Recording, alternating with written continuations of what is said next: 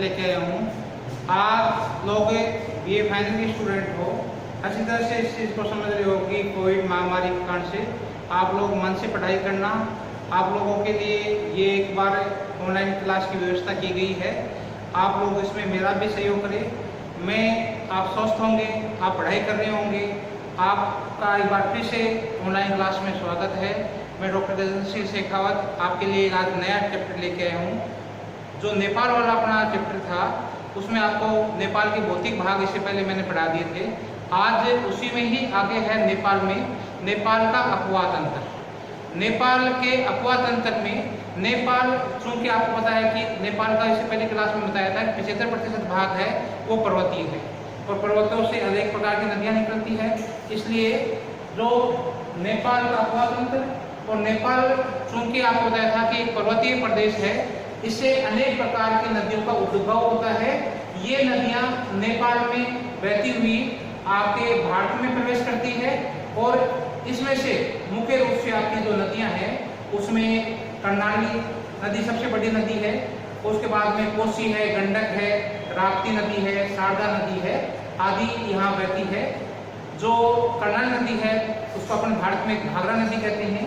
यही नदी है, पर्वतीय भागों से निकलती है और पर्वतीय भागों से निकलने के बाद में ये नदियाँ नेपाल में प्रवेश करती है और नेपाल से होती हुई ये भारत में प्रवेश कर जाती है।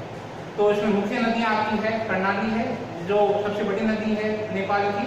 नेपाल की जो कर्णाली नदी है उसको भारत में अपन घाघरा नदी कहते हैं। कोसी है, गंडक है, राप्ती है, शारदा, ये मुख्य रूप से नदियाँ हैं। इनमें से पहले आपकी नदी है कर्णाली नदी। ये आपको बता दिया कि कर्णाली नदी है, इसको घाघरा नदी के नाम से नेपाल में जाना, जो घाघरा नदी है उसको नेपाल में कर्णाली नदी के नाम से जाना जाता है, नाम से पुकारते हैं, कर्णाली नाम से पुकारते हैं। नेपाल की सबसे बड़ी नदी है जो देश के पश्चिमी भाग में बहती है। ये आपका जो नेपाल का मानचित्र है, नेपाल का जो पश्चिमी भाग है, इस पश्चिमी भाग में इस क्षेत्र में ये कर्णाली नदी बहती है, नेपाल की सबसे बड़ी नदी है। इसके बाद में इसे कर्णाली नदी का जो भारत में इसको घाघरा नदी के नाम से जानते हैं और पश्चिमी भाग है इसमें कर्णाली बहती है और ये सबसे बड़ी नदी है। इसके बाद में दूसरी नदी आपकी है पश्चिम भाग में बहती है, दूसरी नदी आपकी है गंडक नदी। गंडक नदी है जो आपकी देश के मध्यवर्ती भाग में, ये गंडक है, ये मध्यवर्ती भाग है। जो आपका ये बीच वाला पोर्शन है, इस बीच वाले पोर्शन में गंडक नदी है, ये प्रवाहित होती है। पूरी नदियाँ आपकी क्या है कि उत्तर से आएगी और दक्षिण पूर्व, दक्षिण पूर्व ऐसे बनेगी सब नदी, दक्षिण पूर्व। यहाँ पर्वतीय भाग है पूरा पूरा, ये पर्वतीय भाग से नदियाँ प्रवाहित होगी और आपके ये पश्चिम से पूर्व दिशा की ओर प्रवाहित होती है नदियाँ। इसमें दूसरी गंडक नदी है। गंडक नदी देश के मध्यवर्ती भाग में प्रवाहित होती है। गंडक नदी को सबसे 7 नदियाँ मिलती है, इसलिए इसका नाम सप्त गंडक के नाम से भी पुकारते हैं।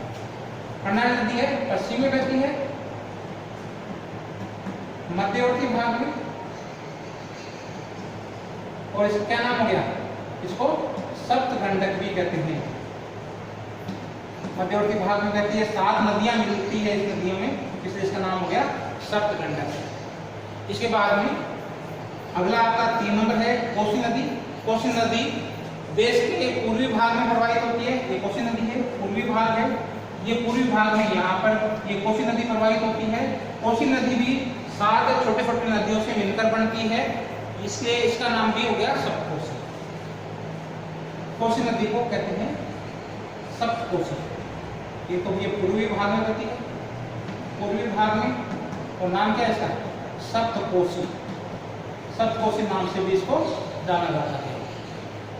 पर्वतीय भाग होने के कारण से जो पर्वतीय भाग है इसमें जो नदियां हैं ये तीव्र गति से, सभी नदियां हैं तीव्र गति से प्रवाहित होती है और जैसे ही इनके पास तराई क्षेत्र आ जाता है इनकी जो गति है वो मंद पड़ जाती है। पर्वतीय भागों में ये गति है, इनकी तीव्र गति से प्रवाहित होती है, प्रारंभ होती है और तराई प्रदेश में आते आते इनकी गति होती है वो मंद हो जाती है। इसके बाद में एक नदी इंपॉर्टेंट नदी और बनती है बागमती नदी। बागमती नदी पर इस पर काठमांडू, जो नेपाल की राजधानी भी है, ये बागमती नदी को स्थित है। काठमांडू घाटी में बहती है ये नदी, काठमांडू घाटी में ये बहती है, प्रवाहित होती है। इस प्रकार से ये नदियाँ आपकी इम्पोर्टेंट है। नेपाल में नदियाँ हैं, अगवात मतलब है, कर्णाली नदी है, गंडक नदी है, कोसी नदी है, बागमती नदी है। कर्णाली नदी पश्चिमी भाग में बहती है, गंडक नदी मध्यवर्ती भाग में बहती है, कोसी नदी है पूर्वी भाग में बहती है। गंडक नदी को सप्तगंडक नदी भी कहा जाता है, कोसी नदी को सप्तकोसी नदी कहा जाता है, बागमती नदी है ये काठमांडू की घाटी में प्रवाहित होती है। इसी प्रकार से अगला टॉपिक इसी में नेपाल में ही अपना अगला टॉपिक ले लेते हैं जलवायु। नेपाल की जलवायु में मुख्य रूप से दो कारकों का प्रभाव पड़ता है। इसमें नेपाल में ऊंचाई के साथ साथ क्या है, तापमान और जलवायु में परिवर्तन होता है। दूसरा आपका है पूर्व से पश्चिम की ओर जो वर्षा की मात्रा है उसमें कमी आती है। एक तो क्या है, जैसे जैसे अपना तराई भाग में भाग है, ये वाला भाग है, ये आपका क्या ऊपर वाला भाग है, ये पर्वतीय क्षेत्र है। तराई भाग से अपन जैसे जैसे ऊंचाई बढ़ेगी तो तापमान और जलवायु है दोनों में प्रभाव पड़ेगा, दोनों में परिवर्तन होगा। तापमान क्या होगा, धीरे धीरे क्या होगा, ऊपर की तरफ जाएंगे तापमान कम होता जाता है। तो पहला जो नेपाल में प्रभावित करने वाले जलवायु प्रभावित करने वाला कारक है, उसमें ऊंचाई के साथ साथ तापमान और जलवायु में परिवर्तन होता है। तापमान और जलवायु, तो ये ऊपर वाला भाग है, यहाँ पर तापमान होगा कम होगा, और तराई वाला भाग है, यहाँ तापमान होगा वो कम होगा। दूसरा है जो पूर्व की से पश्चिम की तरफ जाते हैं अपन, पूर्व से पश्चिम की तरफ, ये भारत में भी ऐसा ही है और अपन नेपाल में भी ऐसा ही होगा। पूर्व से पश्चिम की ओर जाएंगे तो वर्षा की मात्रा में कमी आएगी, पूर्व से पश्चिम की ओर जाएंगे वर्षा की मात्रा कम, ऊंचाई में जाएंगे तापमान धीरे धीरे कम, पूर्व से पश्चिम की तरफ जाएंगे वर्षा की मात्रा कम। जैसे जैसे तराई प्रदेश से उत्तर की ओर चलते हैं, पहला आपको ऊंचाई के साथ में तापमान में परिवर्तन या जलवायु में परिवर्तन। जैसे जैसे अपन तराई भाग है, इस तराई भाग से उत्तर की तरफ चलते हैं, ये वाला भाग उत्तर की तरफ चलते हैं तो तापमान में क्या होगी, कमी आएगी, तापमान में कमी।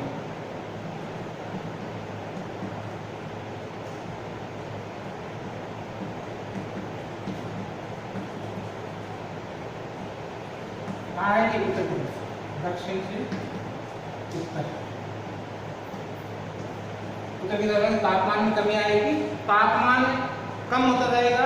काठमांडू जिससे तराई क्षेत्र है, तापमान की दृष्टि से काठमांडू जो समुद्र तल है इससे 13,337 मीटर की ऊंचाई पर स्थित है काठमांडू। देश की राजधानी है, तराई प्रदेश में स्थित है, मध्यवर्ती भाग में स्थित है, काठमांडू घाटी में स्थित है। ऊंचाई इसकी 1337 मीटर है। जनवरी में औसत तापमान यहाँ पर होता है, जनवरी में औसत तापमान 10 डिग्री सेल्सियस होता है, जबकि यही तापमान मई में तापमान बढ़कर 31 डिग्री सेल्सियस हो जाता है, 23 डिग्री सेल्सियस हो जाता है, 23 डिग्री सेल्सियस हो जाता है।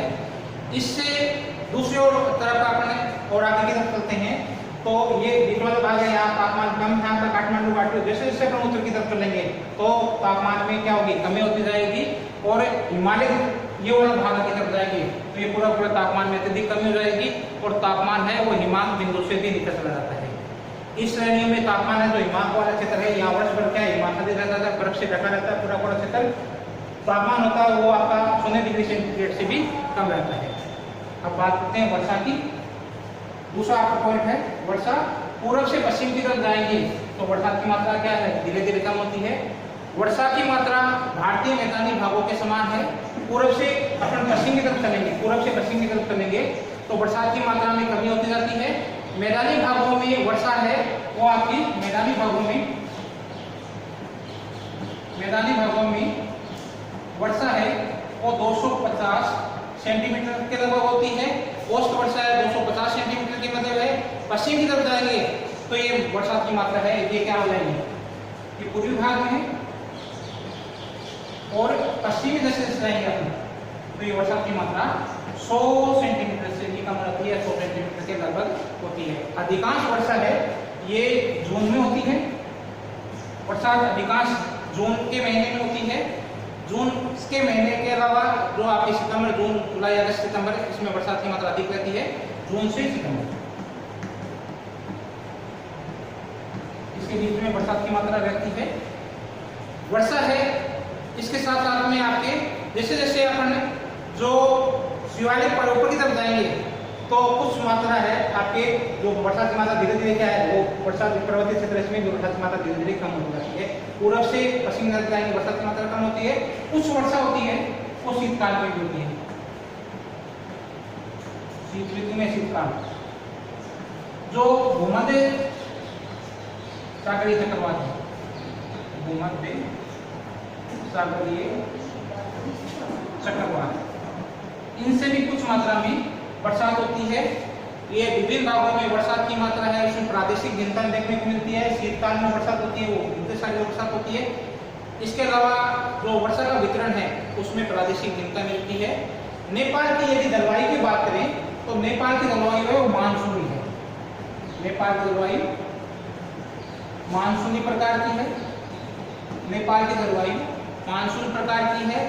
ऊंचाई के साथ साथ में इसमें ऊंचाई का प्रभाव पड़ता है। ऊंचाई के साथ साथ में बरसात की मात्रा धीरे धीरे कम पड़ती है। प्रभाव किसका पड़ेगा? ऊंचाई का, ऊंचाई का प्रभाव पड़ता है। इसके साथ साथ में नेपाल का जो तराई वाला भाग है वो आपकी जलवायु आपकी होगी। नेपाल की कुल जलवायु आपकी मानसूनी है। तराई प्रदेश भी जो इसका दक्षिणी भाग है नेपाल का तराई प्रदेश वाला भाग है, यहाँ जलवायु है उपोष्ण कटिबंधी, कटिबंधी जलवायु पाई जाती है।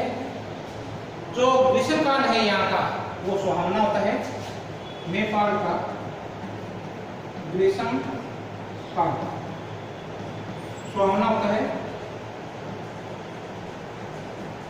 सुहावना होता है। इसलिए विश्व के जितने भी पर्यटक हैं वो ग्रीष्म काल में नेपाल में घूमने के लिए आते हैं। ग्रीष्म काल यहाँ का सुहावना होता है।